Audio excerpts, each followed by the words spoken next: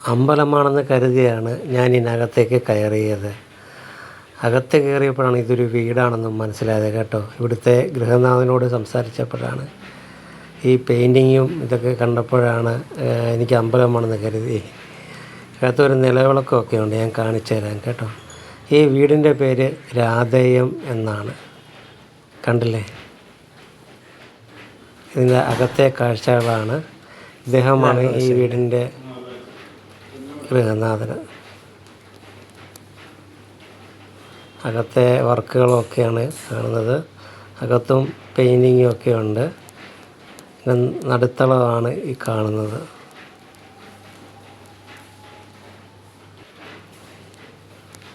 ഇത് മുകൾവശമാണ്. ഇതിൻ്റെ പുറത്തു നിന്നുള്ള കാഴ്ചയാണിത്. കണ്ടില്ലേ, നല്ല വീടല്ലേ.